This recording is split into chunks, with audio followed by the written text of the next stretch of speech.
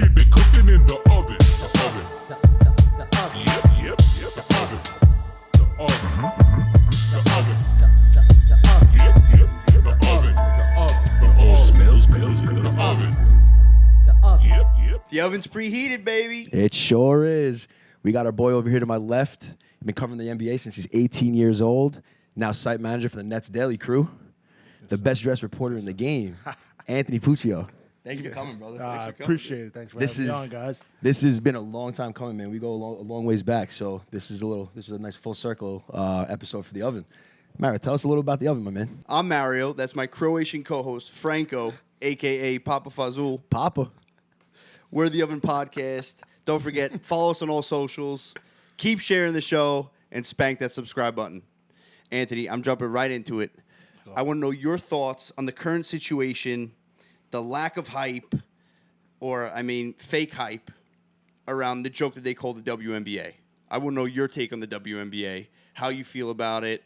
They want increased salaries. They want better traveling accommodations. They lose money every year.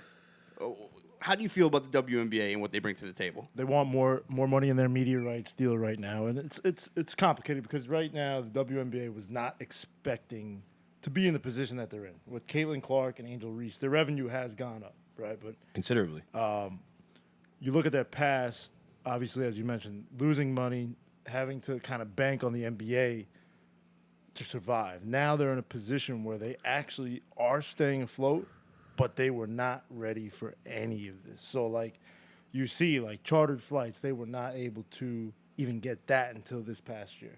In the past, any team that had a chartered flight, it was considered cheating. Like, Really? The Liberty got fined for chartering flights for their players because they baby. thought it was a competitive advantage, right? So Wow. that shows how far back that they were, right? How far set back they were. And their commissioner even said that they were not prepared for this hype that they have right now, right? They're trying to establish something similar to Magic and Larry with Angel Reese and Caitlin Clark. I love that comparison. I was actually like looking for who you can compare these two to, but it's not like a Jordan LeBron scene. It's exactly like you said. It's almost that's like the perfect way to put it. Right. My thing is that what I don't like about that is you're forcing an agenda, right? Let the play do the talking, right?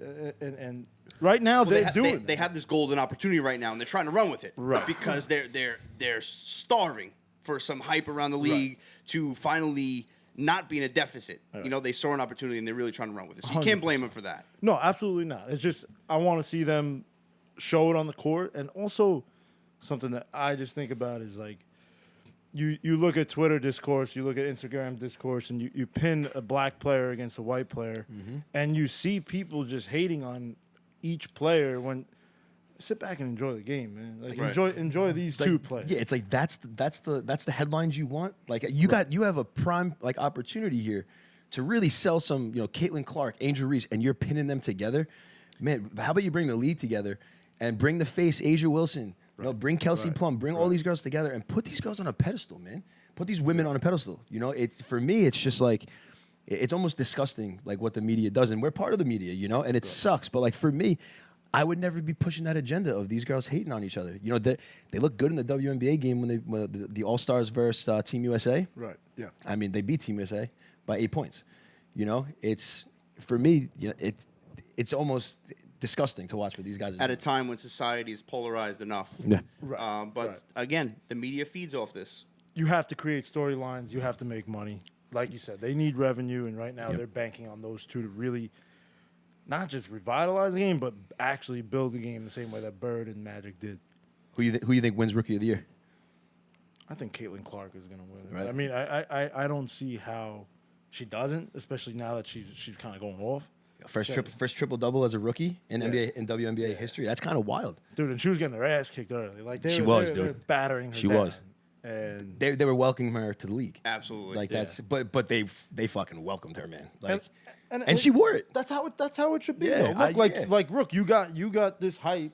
The same way that they get hazed in the locker room and shit like that in the NBA. Like, Yep. like you're gonna get a hard foul. And I respect the product. Like Yeah, I'm Yep. cool with it. I was always cool with it. I mean, even when it was Angel Reese that came down hard, you're like, damn, you're just getting in the league too. Come on, you smoke? Can you do that? Yeah. Can you do that? I don't know. So speaking of Magic and Larry, I want to know if you can go back in time and live your life in any other time period than the one right now. Yeah.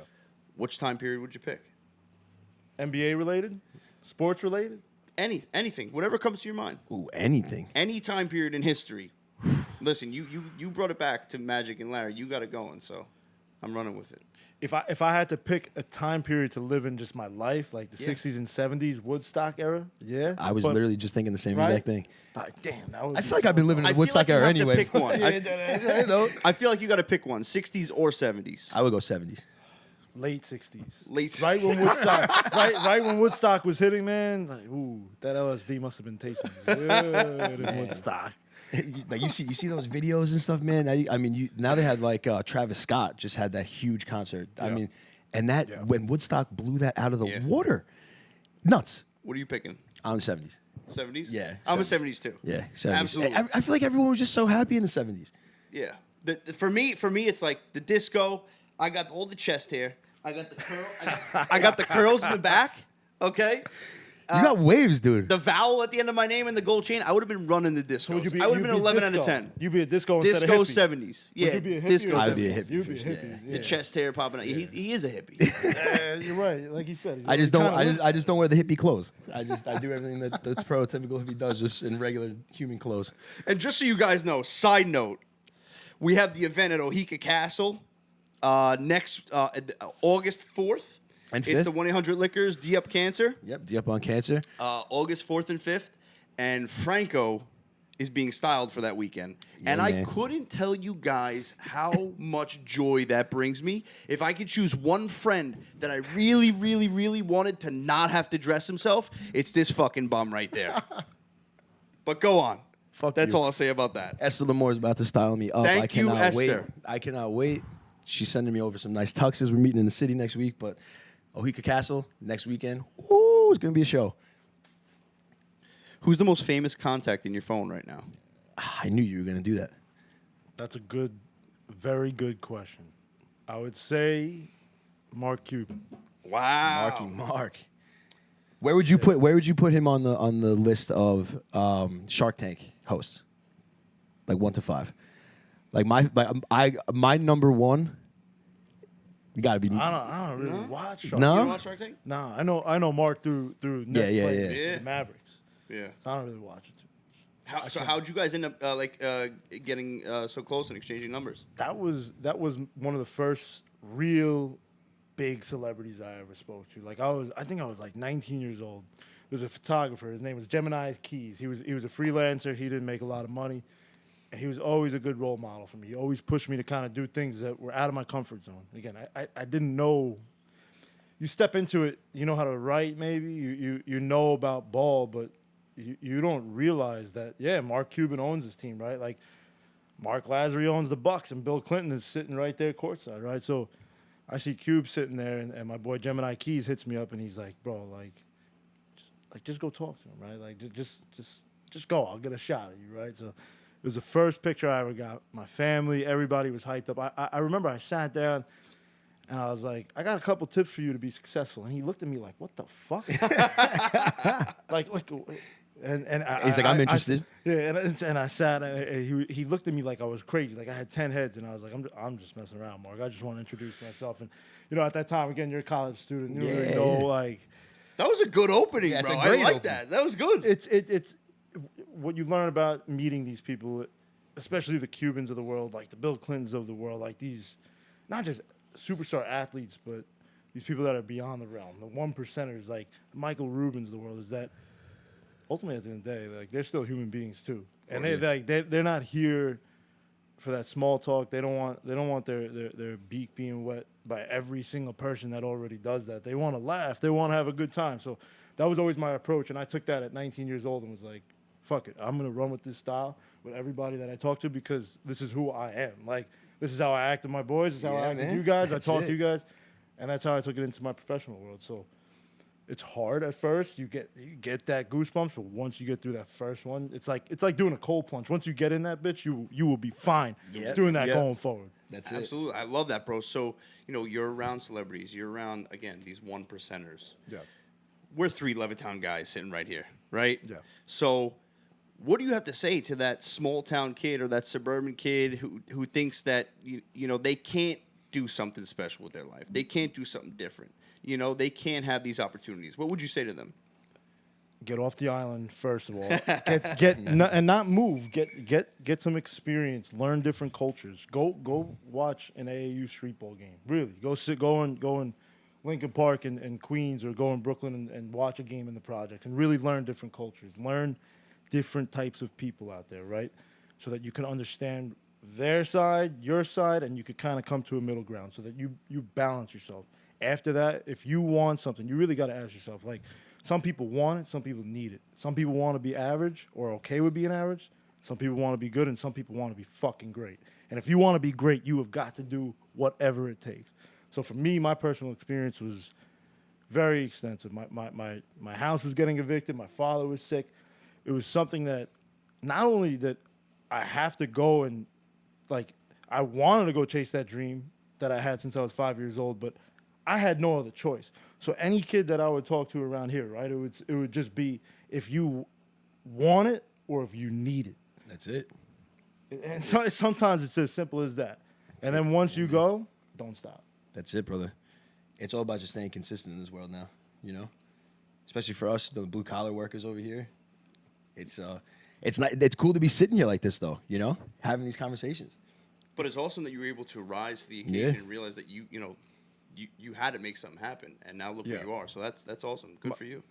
My circumstances may be a little bit different, right? You get thrown into a situation where, like I said, you have to do it for your family. People are counting on you, and you have. I think that's some the people advice. crumble in that situation, and you didn't, though. Yeah, well, man. pressure makes diamonds, man, and that's what I would tell people. Pressure is a privilege. Yes, That's it. Yes. So I mean, look, not everyone is going to live in that type of circumstance, right? My whole life, my biggest struggles were documented on HBO for the whole world to see. Yep. It was something that I had to grow with and use as motivation. For these kids, whether, again, they're in a tough circumstance or whatever it might be, it's go get it and keep at it. Like, you're not going to get paid at first. I didn't get paid for 3-4 years. Like, but I kept doing it. I took out an extra college loan just so I could afford to get on the train. I went to all 41 games when I got my credentials for the Nets. Hell yeah. Plus preseason, plus practices when I wasn't at school. You do those things. You tell yourself, again, do I want it or do I need it? And again, once you get your foot in that door, you're no longer knocking. You're in that room. You're with those 1%ers. You're with those athletes. You have that opportunity. You better go seize it. And that's a sweet spot too, when you want it just as bad as you need it. Yeah. That's that. And people notice, Right. man. Like, people notice that.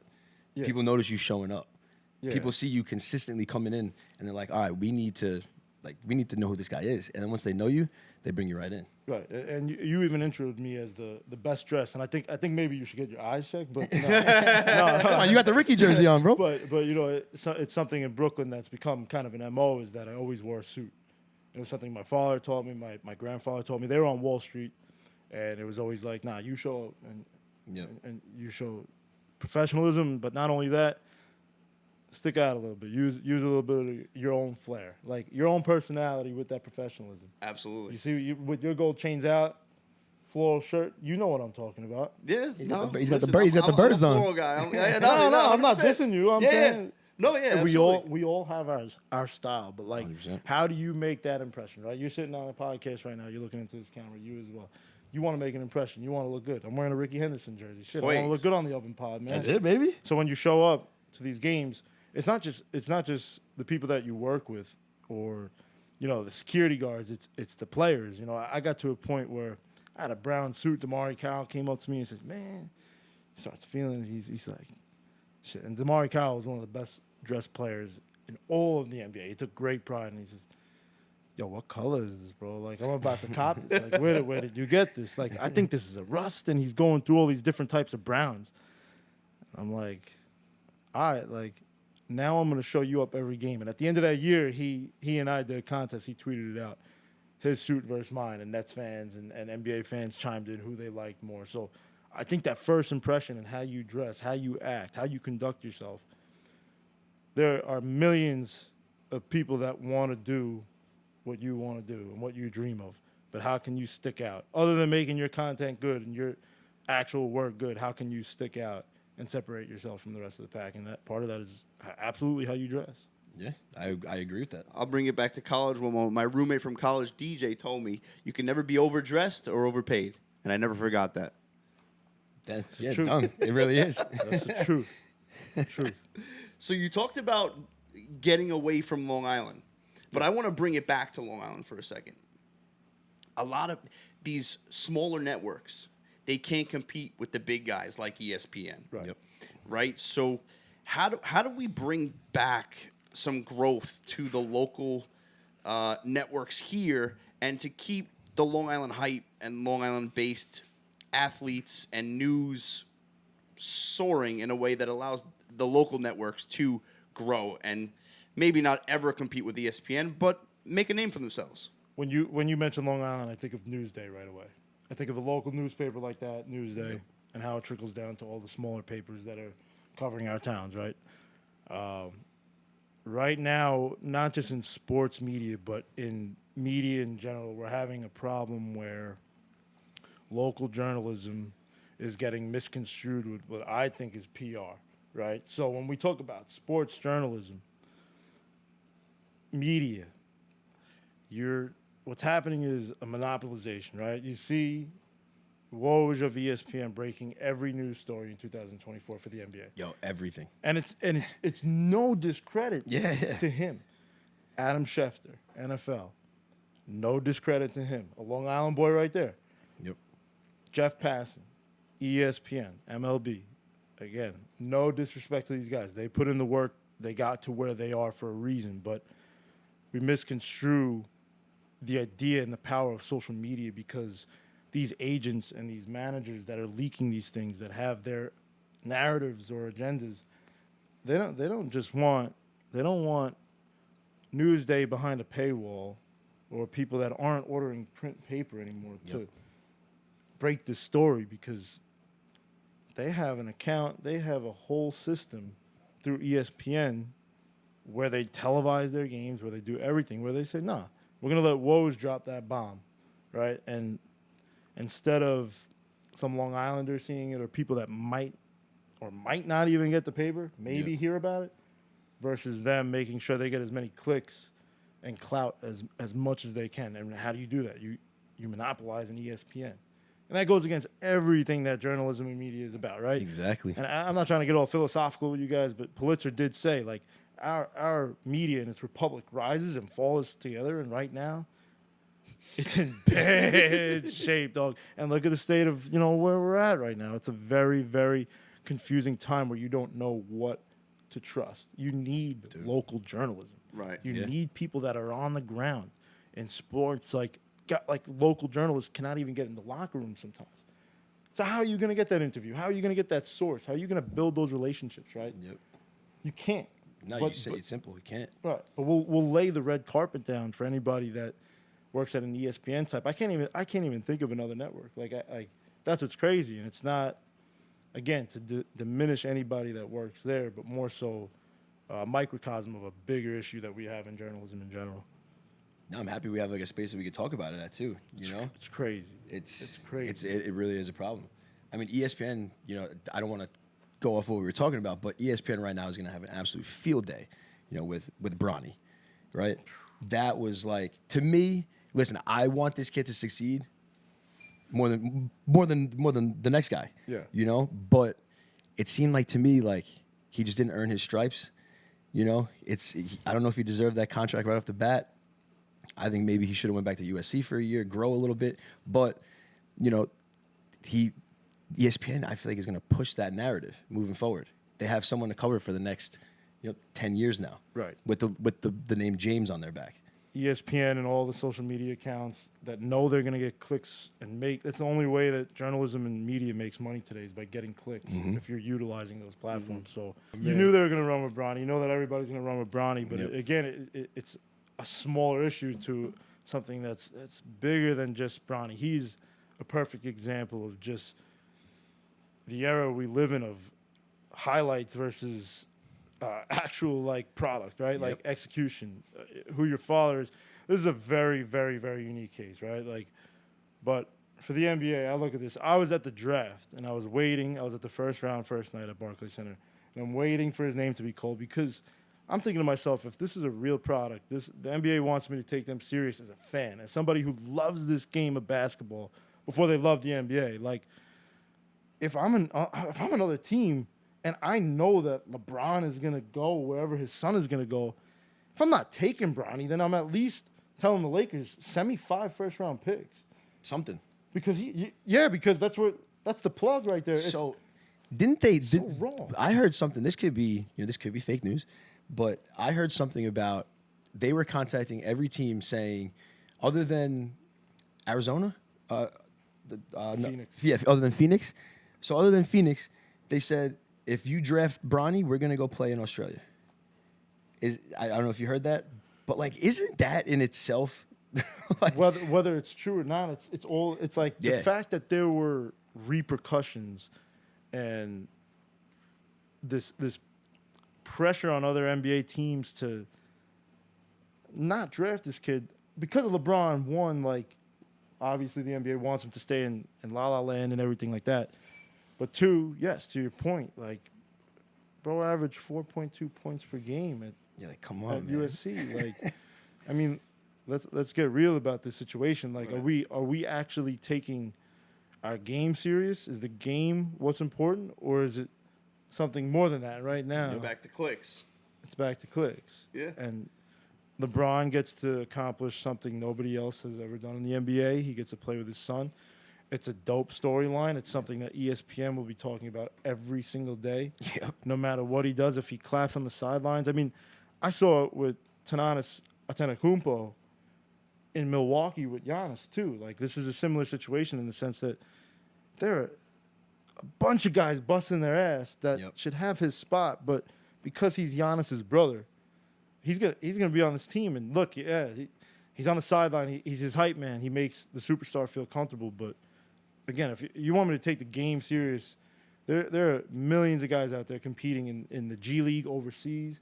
Something. And you have, just off of this conversation alone, you have 2 guys that are taking millions of millions, generational money from people. Exactly. That are working and busting their ass from nothing just because they don't have that opportunity. So I think, just to wrap this up, like, I've been kind of disgusted with this Bronny situation, but I kind of feel bad for the kid at the same time because he didn't choose to be in this situation. Like, he was born as LeBron James' son. He played ball. Like, the kid had a heart attack a year ago. Like, this pressure, it's a lot, man. These shoes to fill. It's not fair. It's a big shadow. It's not fair for him. Big shadow. I don't think he's ready on the court. I don't think he's.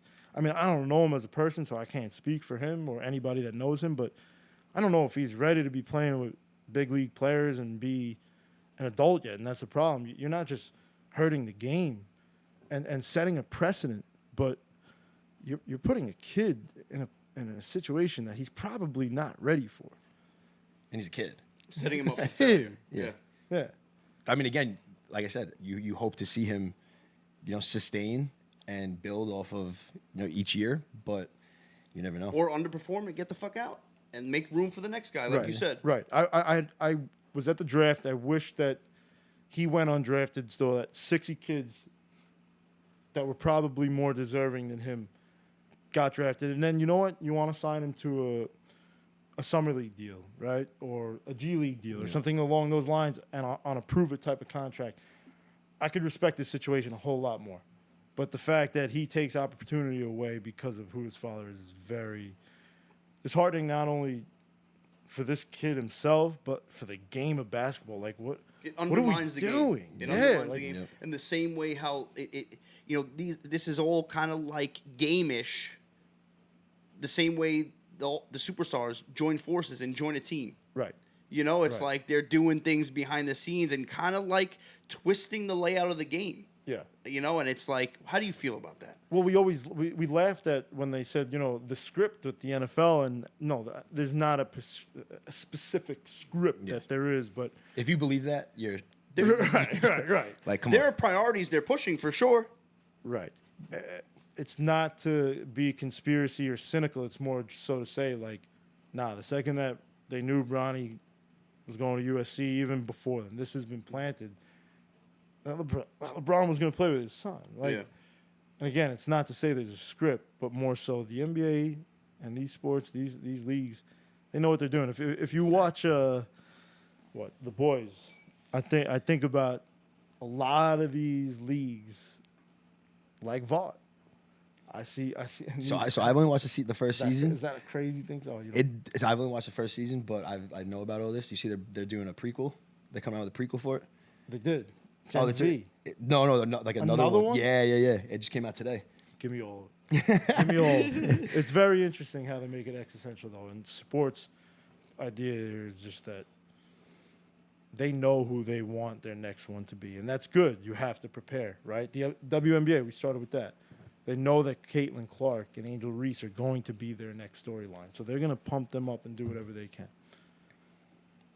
They know in WNBA, Wemby just entered the league. They need a new face because LeBron is leaving, and he drives those clicks, right? Him and Steph Curry. So you think Wemby over Anthony Edwards? I'm a big Anthony Edwards guy. I gotta say, I love the way he plays. I love Anthony Edwards. He's probably my favorite player to watch in the NBA right now. I think that Wemby is just a freak of nature that Sure is in the right situation. He's in San Antonio where they're going to develop and rebuild and build around him nonetheless. But my issue with Anthony Edwards, again, is the media discourse around it. Like, yo, it's fun to watch this guy go in the lane and dunk the ball on somebody and actually have fire and heart and love for the game versus the highlights. Yep. But now we're comparing him to Michael Jordan. So it Exactly, it waters right everything away. down, bro. It's like it's weeks and weeks of this. It's like I want to enjoy this guy's game, not like I enjoy him in the media too. I love that he speaks like he wants to. He says what he wants to say. He's himself. he's real and he's funny. Like he's funny. Like he has the potential to be the refreshing. face. But they will push people away from rooting for him if they continue pushing this MJ narrative and things that he's not. Like he's Anthony Edwards. He's Exactly. not MJ. Like so my answer to your question, I don't think it's gonna be Wemby or Ant. I think it's gonna be somebody else that we're not seeing right now. I think they're waiting for that guy. Okay. I'm can going to see jump away from ball for a second. I'm going to hit you with a random mini oven type question right now. We got 3 Italians on here. I feel like this is a good one. Yeah. I want to know what is the proper pizza etiquette. We're splitting a pie right now. Do I have to take the slice that's closest to me? Tell me right now. Can I reach over and take that one slice on Franco's side that looks good? You gotta make a real case for why you went over that box. I And you grabbed that sauce. completely agree. Yeah? You put your hand on my side of the box.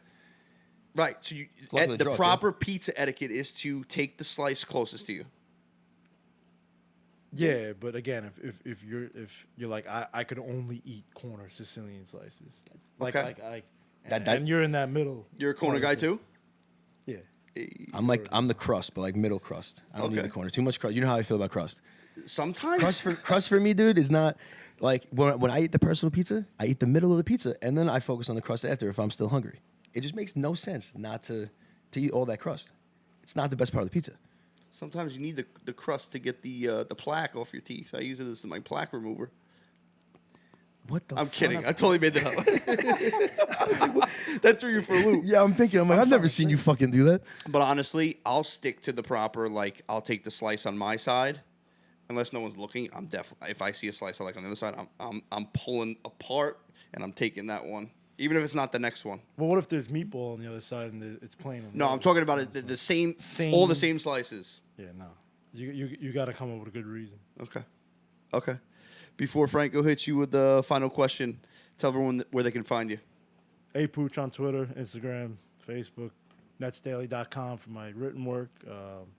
I'm coming out with my own basketball podcast, NBA, called The Brooklyn. So Nice. check us out there. Love it. Awesome. Love it. First announcement right here on the Oh, I love it. We're gonna blow that shit up, big man. news. That's some Appreciate good that. stuff right here, bro. I Thank love you. that, man. Thank I actually got two Saved questions it for us, huh? Yeah. I'm honored.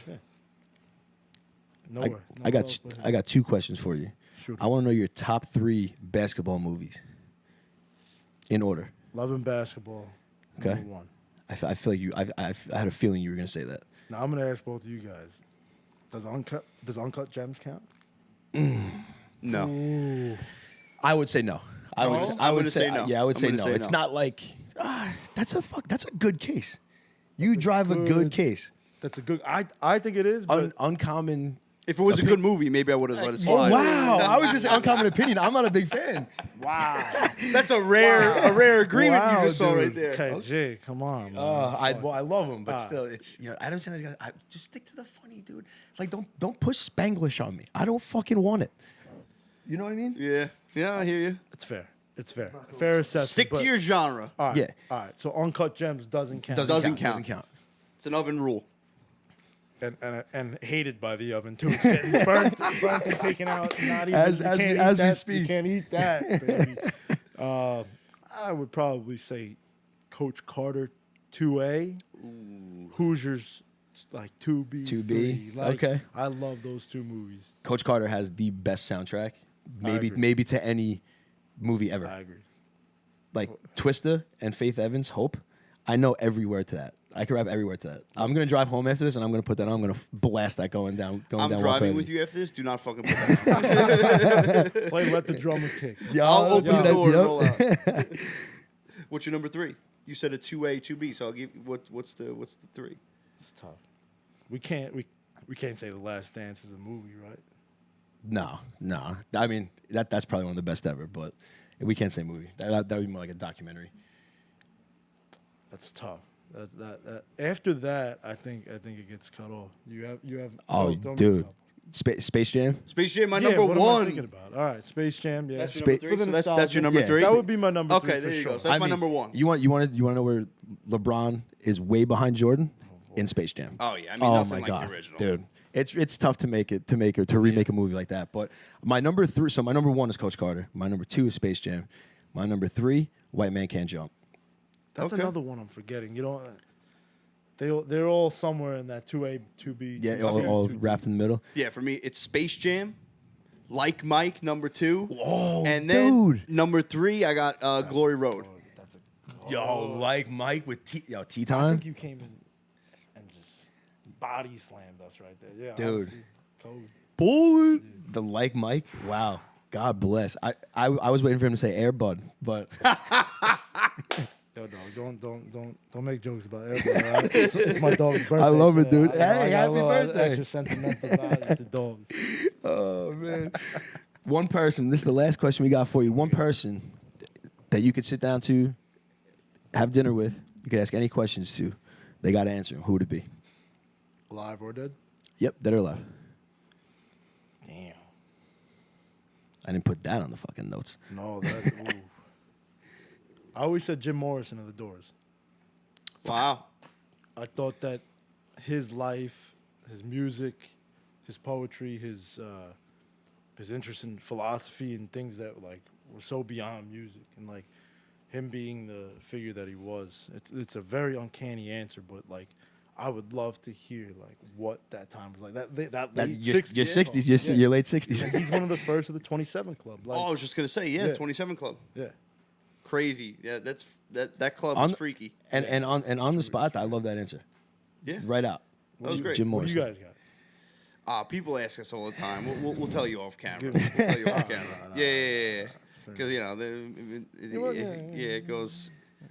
Then I start making my own rules because I gave answers already, and then Franco gets mad at me because I make my own rules. So And then Mario picks somebody different. I'm like, But Anthony, Appreciate you, bro. Guys. Thanks for coming on. dude. It's been long overdue. Yeah, absolutely. man. Hometown crew. I That's appreciate it, man. you guys That's having it. me on. Puccio from NetsDaily. Don't forget to check out his new podcast when it drops. We're the Oven Podcast. Follow us, share the show, spank that subscribe button, and don't forget, there's always an open seat for you at the Oven. Yes, sir. Keep it cooking in the oven. The oven. Yep, the oven. The oven.